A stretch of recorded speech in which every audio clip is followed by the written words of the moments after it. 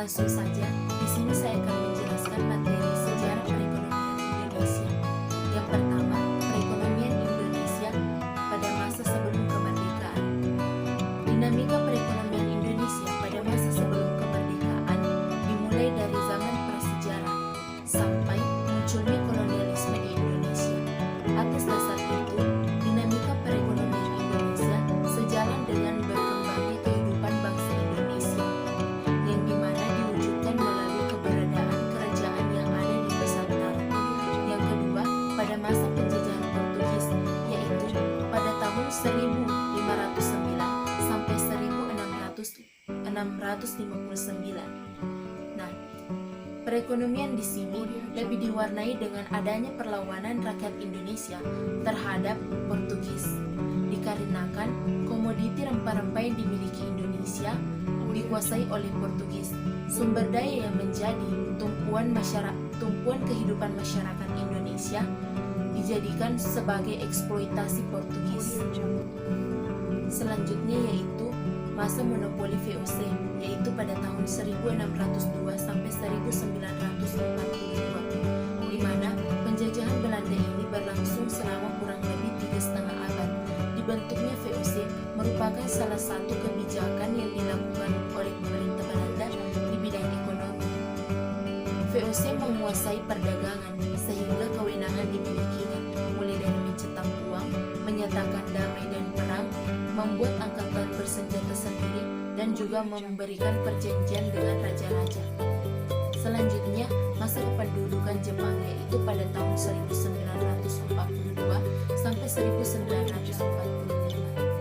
Masa kependudukan Jepang ini hanya berlangsung selama kurang lebih 3,5 tahun, melakukan perluasan area persawahan guna meningkatkan produksi beras. Meskipun demikian, peningkatan pangan pada tahun 1941 sampai 1944 terus menurun. Namun pada saat kependudukan Jepang ini, Jepang mengatur bahwa 40% petani, 30% dijual kembali ke Jepang dengan harga yang murah, dan 30%-nya lagi diberikan ke lumbung desa.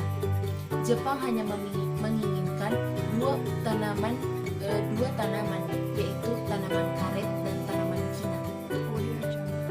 Selanjutnya pada masa Orde Lama atau pasca kemerdekaan, yaitu pada tahun 1945 sampai 1950, di mana ekonomi keuangan amat buruk dikarenakan inflasi yang disebabkan oleh beredarnya mata uang yang lebih dari satu secara tidak terkendali. Pada Oktober 1946, pemerintah Republik Indonesia mengeluarkan ORI atau Oyang Republik Indonesia yang merupakan pengganti dari mata uang Jepang. Namun adanya blokade ekonomi oleh Belanda yang mengakibatkan tertutupnya pintu perdagangan luar negeri sehingga mengakibatkan kekosongan pada kas negara. Dalam menangani krisis tersebut, pemerintah Republik Indonesia menempuh beberapa kebijakan. Yang pertama, pinjaman nasional, yang kedua, konferensi ekonomi, yang ketiga, rencana 5 tahunan atau Kasino Plan, yang keempat, keikutsertaan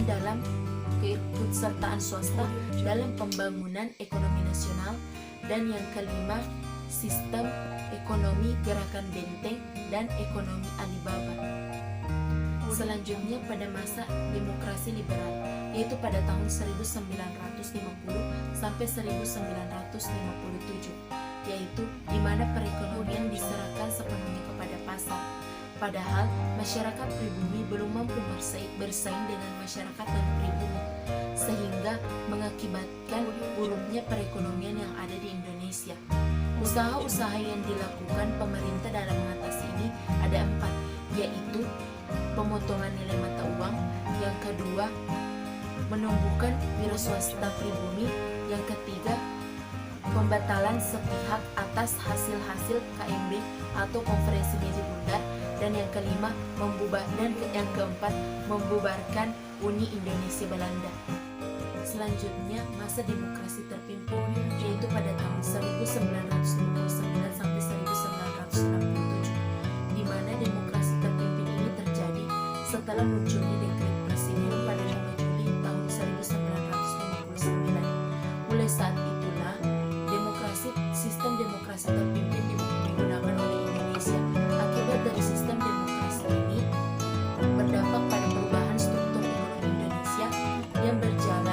yang akhirnya berjalan melalui sistem etatisme yang dimana segala sesuatunya itu diatur oleh pemerintah. Selanjutnya masa Orde Baru. Pada awal Orde Baru, stabilitas ekonomi dan politik merupakan prioritas utama.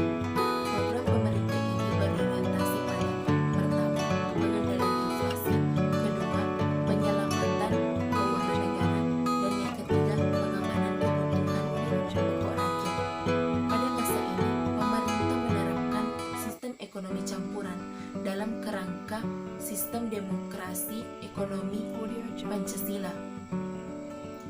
Keberhasilannya pada tahun 1984, yakni pertama, Indonesia berhasil swasembada beras, yang kedua, penurunan angka kemiskinan, yang ketiga, pengendalian indikator kesejahteraan rakyat, dan yang keempat, menggalak preventive checks guna menekan penjumlahan kelahiran lewat KB atau kronik berencana. Selanjutnya pada masa reformasi. Masa reformasi dianggap sebagai tonggak perjalanan baru Republik Indonesia dari sisi politik maupun sosial. Muncul beberapa kebijakan yang kemudian menjadi landasan baru bagi perjalanan bangsa Indonesia ke depan. Kebijakan yang paling menonjol yaitu pergeseran pengelolaan pemerintahan dari sentralitis menjadi desentralitis. Pada masa reformasi terdiri dari beberapa pemerintahan. Yang pertama, masa pemerintahan Presiden Bapak B.J. Habibie. Yang kedua, masa pemerintahan Presiden Bapak Abdurrahman Wahid. Yang ketiga, masa pemerintahan Presiden Ibu Megawati. Yang keempat, masa pemerintahan Presiden Bapak Susilo Bambang Yudhoyono. Dan yang kelima, masa pemerintahan Presiden Bapak Joko Widodo.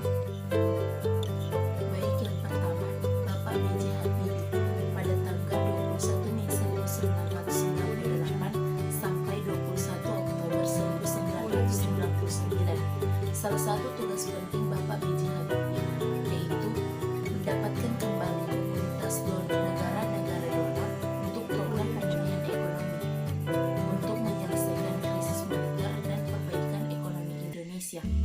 Ada beberapa langkah yang diambil, yaitu yang pertama, melikuidasi beberapa bank yang bermasalah.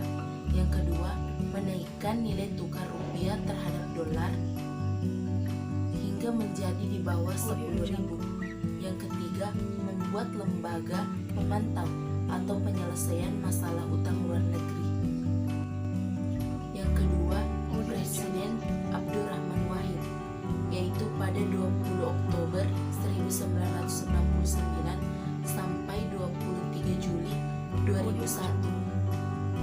Pada pemerintahan ini, kondisi perekonomian memiliki beberapa karakteristik. Yang pertama, dibandingkan dengan tahun sebelumnya, kondisi perekonomian ini mulai membaik, diantaranya pertumbuhan PDB yang mulai positif dan laju inflasi serta suku bunga yang rendah sehingga moneter dalam negeri juga sudah mulai membaik. Yang kedua, hubungan pemerintah dengan IMF kurang baik. Yang ketiga, sosial dan politik mulai tidak stabil dan semakin parah sehingga menjadikan investor asing untuk enggan menanamkan modal di Indonesia.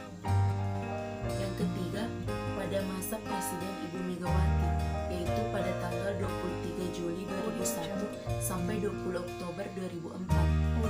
Masa pemerintahan ini mengalami masalah yang mendesak untuk dipecahkan, yaitu pemulihan ekonomi dan penegakan hukum. Kebijakan-kebijakan yang ditempuh dalam mengatasi persoalan ekonomi yaitu pertama, menunda pembayaran utang luar negeri. Yang kedua, melakukan privatisasi BUMN. Privatisasi adalah menjual perusahaan negara di dalam kondisi krisis moneter, yaitu berguna untuk melindungi perusahaan negara itu sendiri. Hasil penjualan perusahaan negara itu mencapai pertumbuhan ekonomi meningkat 4,1%. Dan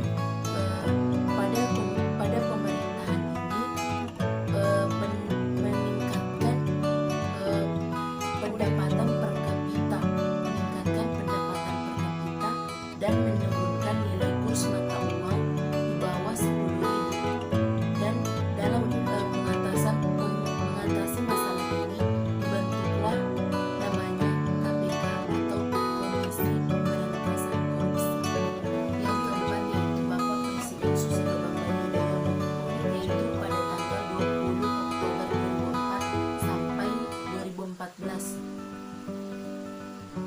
presiden yang pertama dipilih ini pada pemilu tahun 2004 dan 2009. Pada saat pemerintahannya, Indonesia sedang mengalami masalah yang besar, yaitu bencana alam, dan merupakan tantangan tambahan bagi Bapak Presiden Susilo Bambang Yudhoyono, yang dimana masih bergelut sebagai presiden yang berusaha memulihkan perekonomian Indonesia.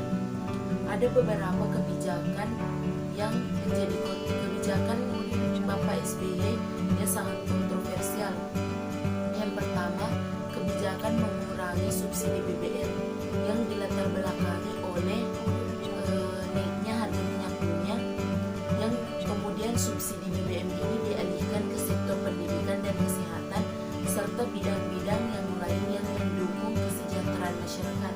Yang kedua yaitu bantuan langsung tunai atau BLT. Kebijakan ini digunakan agar bantuan langsung tunai dapat langsung sampai ke masyarakat yang miskin. Baik, yang kelima, pada masa pemerintahan Bapak Presiden Joko Widodo pada tahun 2014 sampai sekarang, yaitu kebijakan yang dibuat pemerintah adalah membuat kartu sehat, kartu berprestasi, dan kartu-kartu lainnya yang mengikuti tren. Dan ada 3 paket kebijakan. Yang pertama, mendorong daya saing industri melalui deregulasi dan debirokrasi. Yang kedua, mempercepat proyek industri serta penyediaan lahan dan penyederhanaan izin dan juga pembangunan infrastruktur. Yang ketiga, meningkatkan investasi di bidang properti dengan mendorong pembangunan rumah tangga untuk masyarakat yang berpenghasilan rendah. Baik, mungkin itu saja yang dapat saya sampaikan terkait dengan sejarah perekonomian di Indonesia. Lebih dan kurangnya mohon dimaafkan.